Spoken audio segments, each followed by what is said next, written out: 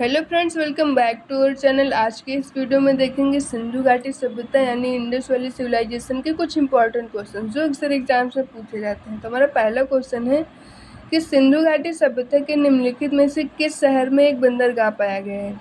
तो option A है Chanhudaro, option B है धौलावीरा, ऑप्शन सी है लोथल और ऑप्शन डी है कालीबंगा। तो इसका राइट आंसर हो जाएगा लोथल, ऑप्शन नंबर सी। आइए देख लेते हैं इसके कुछ इंपॉर्टेंट पॉइंट्स क्या हैं। तो लोथल सिंधु सभ्यता का महत्वपूर्ण बंदरगाह स्थल था। यह गुजरात के अहमदाबाद जिले में भोगवा नदी के किनारे स्थित है। और सिंधु घाटी सभ्यता के कुछ प्रमुख बंदरगाह क्या हैं। तो आइए देखते हैं कि प्रमुख बंदरगाह क्या हो सकते हैं। तो पहला है लोथल, रंगपुर, सुटकोटदा और प्रभास पाटन जो पश्चिमी एशिया से व्यापार का एक प्रमुख स्थल था। धौलावीरा गुजरात में कच्छ जिले और कालीबंगा राजस्थान के हनुमानगढ़ जिले में स्थित है। ये पॉइंट्स आप याद कर सकते हैं क्योंकि कई बार एसएससी के एग्जाम्स में ये पूछा गया है। ओके, तो इसका ऑप्शन नंबर सी हो गया। आइए देखते हैं हमारा दूसरा क्वेश्चन क्या है। तो दूसरा क्वेश्चन है कि 1948 में अर्नेस्ट माइकल ने उल्लेख किया कि हड़प्पा शहर लोथल में जल निकासी व्यवस्था के लिए नालियों को बनाने के लिए कौन सी ईंटों का प्रयोग करता था। तो 1948 में जब अर्नेस्ट माइकल ने उल्लेख किया था कि हड़प्पा शहर लोथल में जल निकासी व्यवस्था के लिए पकी हुई ईंटों का प्रयोग करता था। और आप इसमें ये भी याद रख सकते हैं कि नक्काशीदार ईंटों के प्रयोग के साक्ष्य सबसे पहले कहाँ मिले हैं। तो इसके सबसे पहले साक्ष्य मिले हैं कालीबंगा में।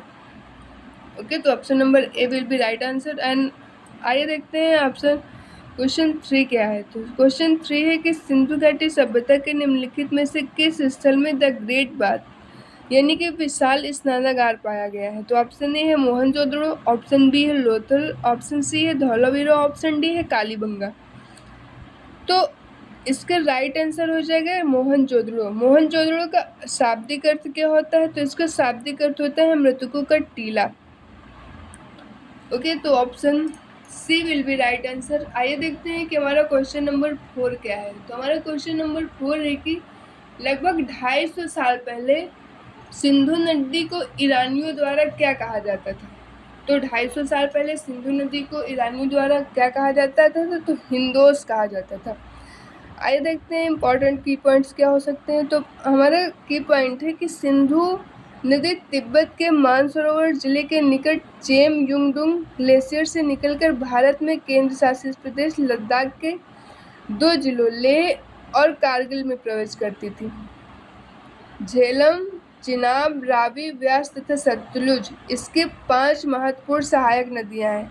तो हिंदोस की सहायक नदी कौन कौन सी हैं। तो एक बार आप फिर से देख सकते हैं कि झेलम, चिनाब, रावी, व्यास तथा सतलुज इसकी 5 महत्वपूर्ण सहायक नदियां थीं। और ये भी देख सकते हैं कि प्राचीन संस्कृत ग्रंथों में यह नदी सिंधु नाम से वर्णित है तथा लगभग 250 वर्ष पहले ईरान के लोग इसे हिंदू, यूनानी, ग्रीक के लोग इसे इंडोस तथा रोमन लोग इसे इंडस कहते थे। तो option number D will be right answer. आइए देखते हैं कि हमारा क्वेश्चन नंबर 4 क्या है।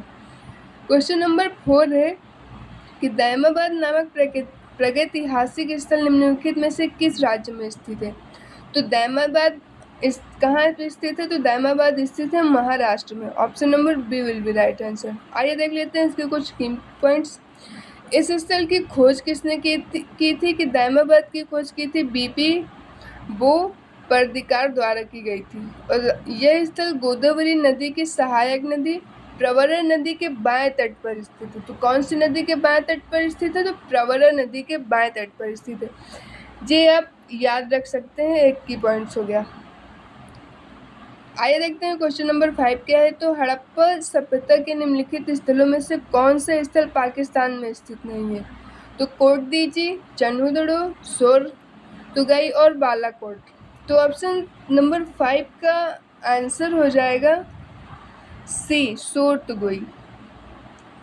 तो आज के इस वीडियो में हम 5 क्वेश्चन ही रखेंगे। आगे और भी वीडियो आएंगी, उसके लिए आप हमारा चैनल सब्सक्राइब कर सकते हैं। और अगर वीडियो पसंद आए तो प्लीज़ लाइक सब्सक्राइब करें। And thank you so much.